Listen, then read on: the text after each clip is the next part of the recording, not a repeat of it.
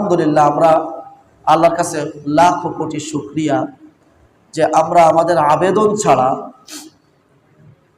আমরা শেষ নবীর উম্মত হতে পেরেছি। আমরা কি আবেদন করেছি বলেন?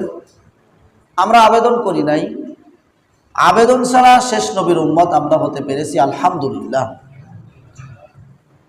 এত বড় নবীর, এত ইজ্জতের মানুষ, এত সম্মানিত, এত শ্রেষ্ঠ মহামানব, এই কারণে আমরাও শ্রেষ্ঠ।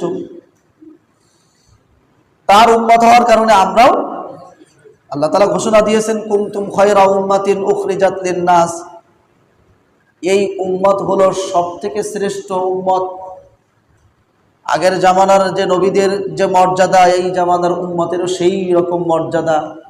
তা'মুরুনা বিল মা'রুফ ওয়া তানহাউনা আনিল মুনকার। আগের জামানার শুধু নবীরাই দাওয়াত দিত, শুধু নবীরাই ভালো পথে দাওয়াত দিতেন, খারাপ পথ থেকে বাধা দিতেন। এই জামানার এই উম্মতরা সেই কাজ করে। এই জন্য ওই জামানার নবীদের মতোই কাজ করেন আমাদের এই শেষ জামানার উম্মত।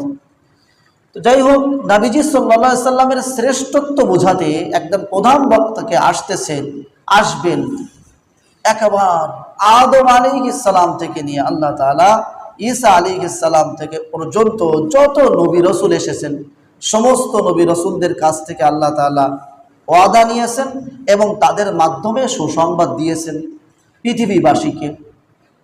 এই ওয়াদার কথা সূরা আলী ইমরানের